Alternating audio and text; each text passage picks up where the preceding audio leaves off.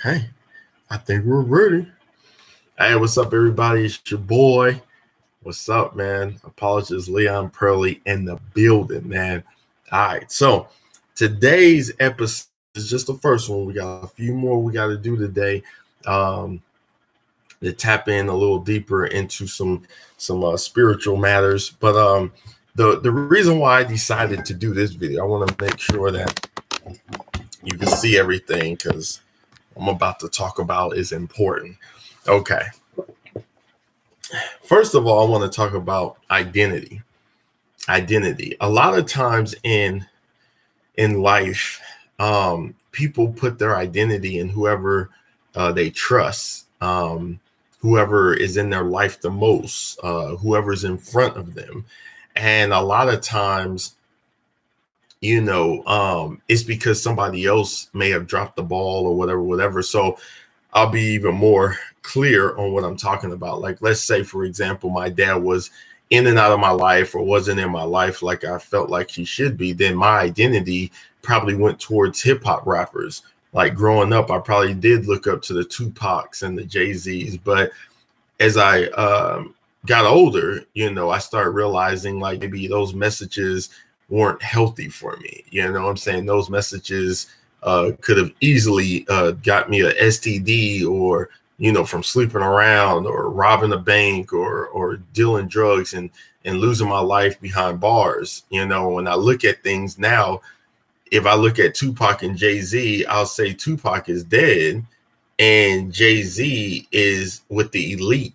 Like he's a multi-billionaire. You don't even see him anymore. So imagine all of the people that grew up listening to Tupac and Jay-Z, and they're no longer like the voices for your life. So whatever choices you made, good or bad, it's like it doesn't even matter now because Tupac is dead and Jay-Z, he doesn't even really speak to hip hop anymore. He's a billionaire. He owns part of a football team. So you start thinking like, man, my identity may have been in this person, that rapper. But the reality check is your identity should have always been in God who created you. And so, for like growing up, there was a movie called Do the Right Thing. The director was Spike Lee. And there was a guy in the movie who had glasses on and he had his hair like this. And I remember looking at that style and really, really liking that style. I was like, man, I really like that hairstyle where the dreadlocks look like burnt French fries. You see, it just looks like a whole bunch of burnt French fries and they're just sticking up. And so one of the reasons why I never got the style, for one, I couldn't afford it back then. And then secondly, I was ashamed. I was afraid because the way that, the media portrays black people is normally when a cop kills a black person, they look like me. They have the same type of hairstyle, the same type of dreads. Like look up, the people that have been killed by the police for no reason, right? Police brutality or just like in general, if you look at black men in the prison system, when they go in, a lot of the kids, especially in Chicago, everyone has dreads, everybody. So now when people see a black person with dreads, they may stereotype them. They may assume they're up to no good. And you very well could be such as like myself, a college grad, taking care of my wife, 17 years, faithful, no infidelity, raising a 10-year-old son who's in the gifted program, straight A's, you know what I'm saying? Talking about what he wants to be a neurosurgeon and save lives and everything. Like, so when people look at me, they're not going to know all of that. They're just going to make a immediate assumption that, oh, he's black and he has hair that looks like octopus legs or he looks like a medium fry that was overcooked, burnt French fries. I made that up, that burnt French fry joke. And the thing about it is it's sad because people will stereotype you. People will look at you. And the last thing I wanted to say about this, because I was really contemplating whether or not, even though I just paid a lot of money, a couple $100 to be able to get this hairstyle, I was contemplating this week, cutting it all off, going back down to a low cut. But then I stopped And I looked at myself in the mirror and I said, do I want to cut my hair off because of what I think white people may say, the police people may say, anybody for that matter? Because you know how people are. They'll look at you and they'll smile and act like everything's all good, but behind closed doors, they're like, man, what is he doing with his hair and stuff? But it's like, it is what it is. Other people could go out, dye their hair, cut their hair, grow it out long, and it's no issue. But if I do something, then it's like, okay, it has to be bad, or he's up to no good, or what is he trying to portray with the hairstyle? So do I like it? Absolutely, I do like it. I mean, the only thing was, for me, what I was actually wanting it to be more of a straight up, and you do have the straight up, but you have some leaning over, and I kind of wanted it to be like a box, like you go straight up and then you go across. And so I know that's kind of difficult when you have the dreads going every which way, but she did a good job. I'm not gonna front. One of them did come loose, and I had to retwist it in the back. But I know that she was kind of in a rush too. I have to keep it real. She had an appointment to get her nails and feet done, and so yeah. So she was like, "Yo, you want all these dreads and blah blah blah." So she did her thing. You know what I'm saying? I can't complain. It does look like how I kind of wanted it. Because it would be nappy. And then on the tips, it was supposed to be, what you see right now. So it's cool. But one thing I'll say, and then I'm done, is you have to be comfortable with yourself. You have to be comfortable with who you are. Now, I am a firm believer in God. I follow Jesus Christ to the fullest. And so my identity is ultimately and solely in Christ. But I still live in America.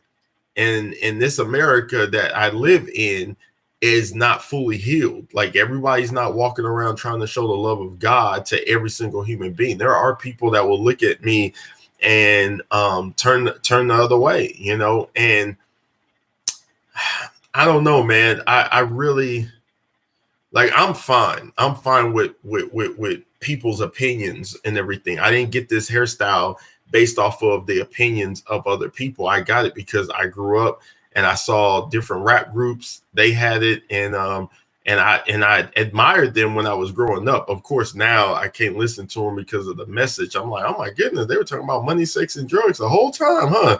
But when you're a kid, you're not, your dad's not around, so you're looking up to other people. That's just how it is. That's why China gave us TVs, so we could be consumed with the TV. And we were, man. That's all I watched. MTV was BET, MTV. But one thing I'll say about my hairstyle, because it's one of those styles that it has to grow on you. The one thing I'll say about my hairstyle is, I would have to say is that I no longer work for corporate America. So I don't have to feel like if I go into a job interview, a white person who's a CEO, and I'm not saying white person because there's no black CEOs, but let's be real. If you lived in America as a black person, more than likely when you went on a job interview, especially in Oklahoma, it probably was a white person. All of my job interviews have always been conducted by white people. I just had one that was conducted by a Nigerian family. And even they were skeptical and hired me, and I had the low cut. And come to find out, after 8 years of working for them, they threw a huge party for me and even tried to offer me a couple more $1,000s to stay, but it was my time to go. And that's why I want people to trust people because of what's in their heart, their actions, not because of their appearance or how they look, because the very person you avoid hiring may be the person that you really, really needed. I don't work for corporate America anymore. So a style like this, guaranteed, I wouldn't have gotten a job back in the day. Guaranteed. You walk into a job interview as a black person with this hairstyle, they watch the news. White people watch the news, and they watch the news so much that they believe anything the media says. Even with the pandemic, anything they say, that they white people immediately they believed it, everything. And the thing about it is that the news they operate, um, the Kabbalah Jews, they own Viacom, which is worth $15 billion.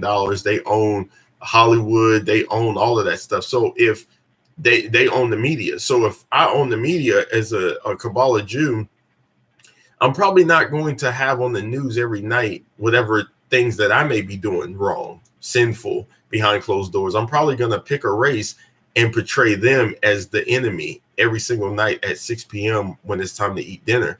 And I hate to say it, but, you know, we have always been the target. I rarely see the news just take a night and just report on every white crime that's been committed in 24 hours. It's always tonight on Channel 6 News at 6, Black person kills another person, and the cops are all around, and it's just really sad, man. And when you look at the 13th Amendment in the U.S. Constitution, that was basically slavery going from the plantation to the prison system, free labor for 30, 40 years. Imagine working at a job for 20 years practically for free, because I heard that they get paid pennies to work and do different jobs because the prison system has contracts with the cities, and and the city is responsible to make sure it's a 90% lockup ratio, I guess you could say, like percentage. So the prisons say, hey, I need 90% capacity, so go start locking people up. So that's the reason why a lot of people, you know, back in the day, they could be locked up for no reason. They're like, man, I didn't even do anything. You know what I'm saying? Just because you got to fill those beds in the prison system, man, it's crazy.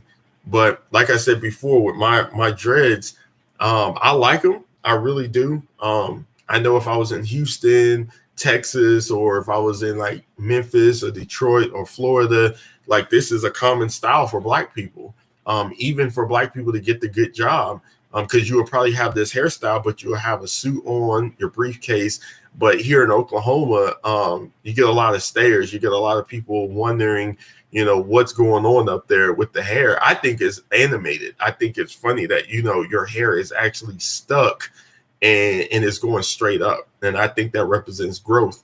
I don't have to go on any job interviews for the rest of my life. I'm a stand-up comedian, so, you know, branding myself like this is pretty cool to be honest with you.